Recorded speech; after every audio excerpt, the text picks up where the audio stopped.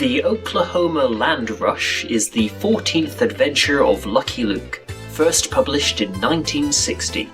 The comic was written by René Goscinny and illustrated by the artist Morris. 24 years later, it was adapted into an episode of the first animated television series of Lucky Luke, produced by animating legends Hanna-Barbera. How faithful was this adaptation? Let's spot the differences. This story is based on a true historic event, the Oklahoma Land Rush of 1889. Most albums in this Franco-Belgian comic book series feature historic characters from the old American West, exaggerated for comedic purposes. From 1830 to 1889, Oklahoma was a reservation for Native American tribes. But now the government wanted to allow the country's expanding population of immigrating palefaces and freed slaves to stake their claim on the territory. This Oklahoma territory is boring. Well, at least we paid nothing for it. And that's exactly what it's worth, nothing. The comic begins with a man who, with such a large chin and moustache, could be another cousin of the Daltons, buying the land from the Indians on behalf of the government. In the episode, it is Lucky Luke who is sent to bargain with the natives. But first, this cartoon series' recurring mailman has to track him down, while he is being stalked by a hungry vulture. Also, the pile of jewellery the deal is sealed with is 10 times larger in the comic. What do you plan on buying with these trinkets? Oklahoma? Yep. Washington wants to give the land away to homesteaders. If the government's so generous, why didn't they send their own horse? In the comic, Luke helps the first Sooner he comes across to build a tiny saloon, only to lock the man inside, and uses a travelling salesman's wagon to catch several other Sooners trespassing on the territory. But Luke, we're old friends. Sorry, partner. Everybody starts at the same time. As with every Hanna-Barbera produced Lucky Luke adventure, Rintin-Plan, aka Rin-Tin-Can, aka Bushwhack, appears in the episode, despite the hound not yet existing in the comic book series. A shady spot at last. Bushwhack! That's funny. The shade knows my name. Beastly Blubber's name was changed, as was the way he tries to sneak into Oklahoma. Instead of painting his skin black and wearing black clothes, allowing him to totally blend into the night, Buster Portley tries digging a tunnel across the border. Buster is sniffed out by Bushwhack, and Blubber bumps into Luke. It was getting a mite crowded at the starting line, so the cavalry sent a captain to help me keep things on the up and up. Name's Captain Fuller. Cavalry sent me to help you keep things on the up and up. Coyote Will's plan to trick Lucky Luke and get into Oklahoma is carried out and foiled in exactly the same way it is in the comic. However, Coyote's sidekick, Dopey, who was a caricature of the actor Michel Simon, had his name changed to Mopey and his hair colour greyed.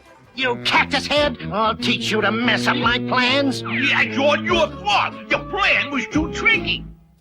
You've been arguing all night. A few characters and a scene of Luke frightening away a card shark with his shooting skills were not included in the adaptation.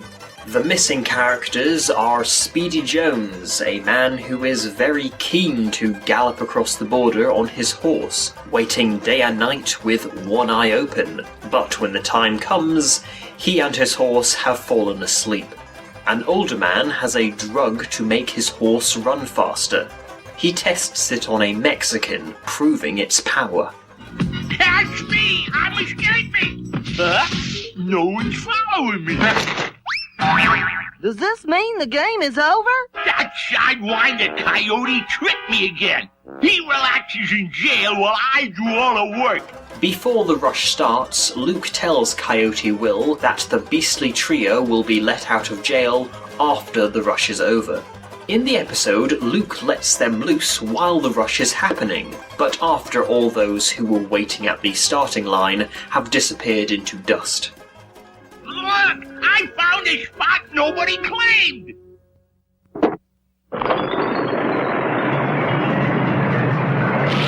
Cactus head! 6 pages featuring many small moments of the settlers settling were not included into the adaptation. Instead, Billy the Kid was given a cameo. Beat it, stranger. You're trespassing on my property. Stop riding through my front yard. Oh, excuse me. Oh, sorry. Beg pardon. To help maintain law and order, Luke bans guns and alcohol. The villains arrive in town, but are soon behind bars again after they take over the saloon and Luke catches them serving booze.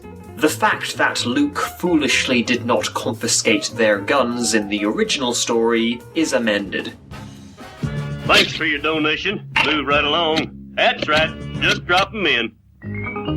Keep your bone, bushwhack. I'm only collecting guns. Darn, it looked like such a fun game, too. Lucky Luke calls for the town of Boomville to elect a mayor, leading to every citizen nominating themselves. In the episode, Coyote Will and Buster Portley sabotage all the competition and attempt to vote multiple times, which results in them being thrown in jail. I'm drumming up votes for Opie. That's me, your next mayor. Thanks to the ceaseless stupidity of average Joe public, Dopey wins. Coyote Will faints when he learns this in the comic, but in the adaptation, he is pleased by the news his gullible henchman is now in a position of power. I have big plans for us. We're going to tax everybody to build a new road. And then we ain't going to build it. Precisely. We divide up the money and vamoose. This scheme backfiring on the villains was originally Luke's idea, not a surprising spark of intelligence from Mopey. Good old Mopey. Glad to see you. The name is Mayor Mopey, and remove your dusty carcass from my new desk. The town undertaker informs Coyote and Blubber that due to the area becoming too overpopulated, combined with the dry climate of the state, an angry mob will soon be an easy thing to exploit, which is exactly what happens. However, Lucky Luke and Dopey are saved by a sudden sandstorm. The storm is the last straw for the citizens of Boomville, leading to a mass evacuation. The adaptation skips these few pages of rising tensions and revolting, as the townfolk leave the town just as the main characters are constructing a road for them to travel out on. Hey, wait for us! Yeah, no need for a road into town. So long, Mopey. I mean, Mayor Mopey. Yeah, I'm mayor of a ghost town.